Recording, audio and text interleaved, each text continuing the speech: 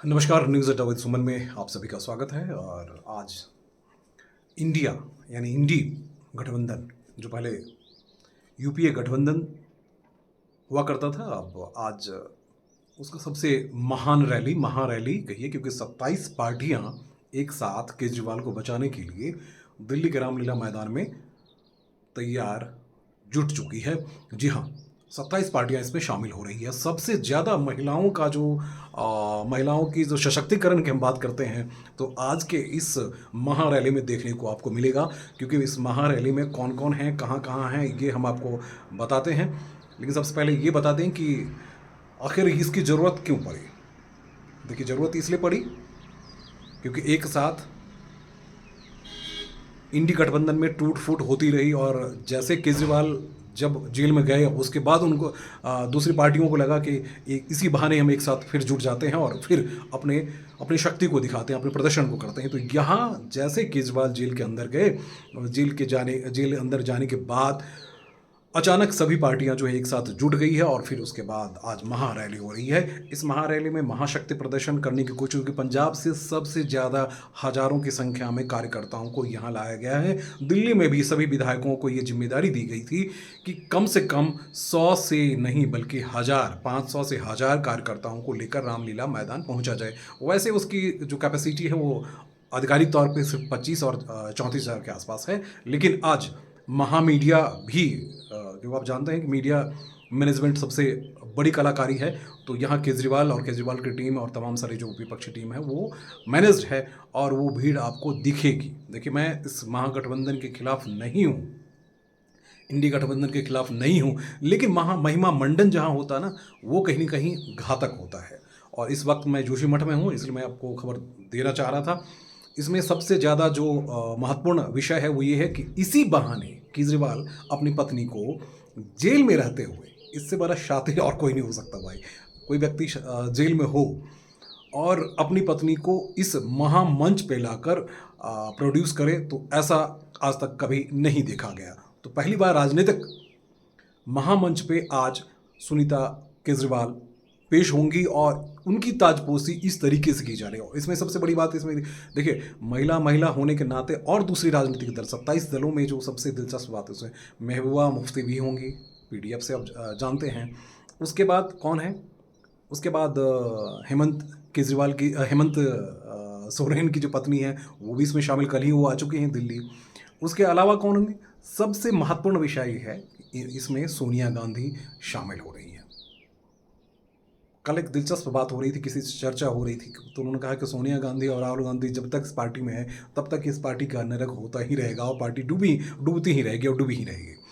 अब बताने की बात इसमें है कि 27 दलों में से आरजेडी है, आप उसकी हालत देख ही रहे हैं, महाभ्रष्टाचारी और क्या क्या नहीं हुआ, और जेल में रहे, उसके बाद सारी चीज़ें हो रही है। कांग्रेस के तमाम सारे नेता वही सारी चीज़ें, वही सारी गणित, वही सारी बातें, सब कुछ होता रहे, आज वो शामिल हैं। पीडीएफ की हालत आप देख ही रहे हैं कि क्या है। उसके बाद महबूबा मुफ्ती के साथ साथ वहाँ उमर अब्दुल्ला भी होंगे अपनी टीम के साथ। उसके अलावा लेफ्ट के जो बड़े नेता हैं, जितने भी नेता हैं, वो सब इसी बहाने एक साथ जुटेंगे। भाई, पार्टियों की जहाँ आम आदमी पार्टी तो इसमें महारैली में महाप्रायोजक है, तो इसलिए आम आदमी पार्टी को तो होना ही चाहिए, और आज शक्ति प्रदर्शन होनी भी चाहिए, क्योंकि केजरीवाल जेल के अंदर है और उन पे जो आरोप लगे हैं उस आरोप में अगर बहुत सारी चीज़ें निकलनी शुरू हो गई तो उनका कैरियर ख़त्म हो सकता है।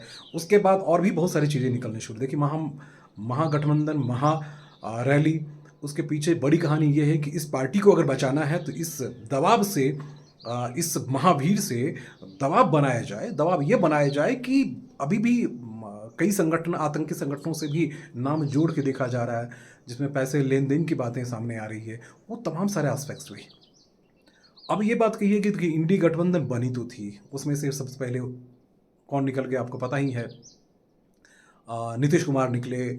सबसे ज़्यादा पहले धोखा अरविंद केजरीवाल ही दे रहे थे। उस दिन हमने आपको बताया था कि केजरीवाल इसमें शामिल नहीं होना चाह रहे थे, लेकिन ईडी की नोटिस के बाद खट से वो इसमें आके बैठ गए थे। तो गठबंधन की ज़रूरत और गठबंधन को ज़रूरत के हिसाब से उसका इस्तेमाल करना अगर कोई जानता है तो केजरीवाल, वो जानते हैं। तो आज केजरीवाल जेल में है, आज महागठबंधन की ज़रूरत है, तो आज महारैली में महाप्रदर्शन और तमाम सारी चीज़ें होगी। देखिए, देखना दिलचस्प ये होगा कि भीड़ कितनी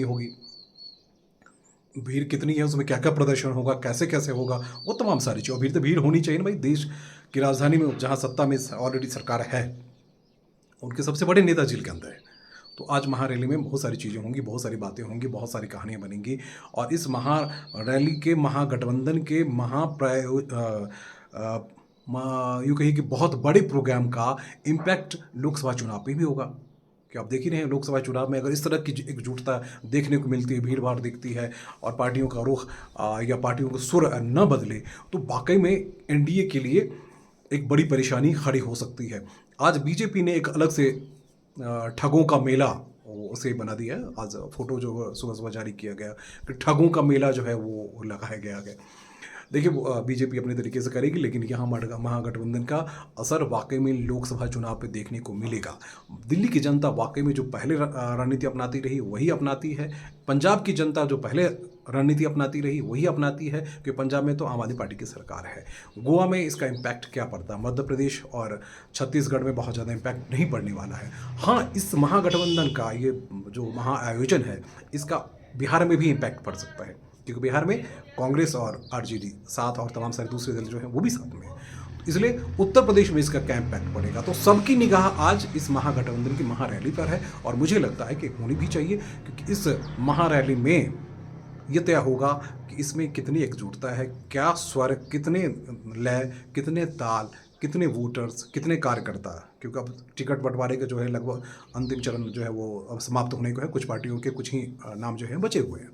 तो इस महागठबंधन पे बीजेपी की भी नज़र होगी, देश की भी नज़र होगी, कि आज सुनीता केजरीवाल जो हैं वो प्रोड्यूस होंगी एक महागठबंधन की महारैली में, दिल्ली के मुख्यमंत्री के तौर पे, या राजनीति में जो पदार्पण है उनका इस महारैली के साथ, स्वागत के साथ किया जा रहा है।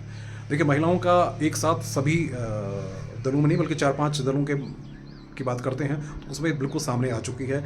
मैंने आपको पीडीपी बताया ही, महबूबा मुफ्ती, उसके बाद सोनिया गांधी खुद ही आ रही हैं। ममता बनर्जी की बात अभी हो रही है कि ममता बनर्जी आएंगी कि नहीं आएंगी। ममता बनर्जी अलग से पहले से ही परेशान है। उसके बाद और कौन कौन है वो देखना दिलचस्प होगा। और हेमंत सोरेन की पत्नी जो हैं वो आने वाली हैं, वो कल आ चुकी हैं, तो उसे भी आप देख ही चुके हैं। तो और भी तमाम सारे दल जो हैं वो एक साथ जुटेंगे। महिलाओं जो बड़ी नेत्री हैं वो भी यहाँ जुटेंगी। आज वो शक्ति प्रदर्शन करेंगी और बताएंगी कि हमारे पास ताकत है, और इससे महिला वोटर्स को भी लुभाने की कोशिश करेंगे। महिला वोटर भी इन महिलाओं की भीड़ को, या महिला जो बड़ी हस्ती हैं पॉलिटिक्स में, उनको एक साथ आते हुए देखकर क्या वो इन पर भरोसा करेंगी। कोशिश ज़रूर है कि इंडिया गठबंधन की इस महारैली के साथ ये एक महासंवाद जो है वो जनता में जाए। अब देखना वाकई कि दिल्ली सिर्फ एक छोटा सा प्रदेश है जहां 1 करोड़ 10 लाख वोटर ही है, लेकिन उसका मैसेज पूरे देश पे जाता है। दिल्ली के मुख्यमंत्री जेल के अंदर है, शराब घोटाले से लेकर तमाम सारे घोटाले हो गए। जिस सत्ता परिवर्तन के साथ, जिस सोच के साथ आए थे, हर सोच को उन्होंने बदल दिया। तो वाकई में जनता ऐसे सोचती है, क्या इस महागठबंधन की इस महारैली को एक रैली के तौर पे ही लेती है। आने वाला वक्त तो बताएगा ही, क्योंकि चुनाव तो हमारे आपके सामने ही है।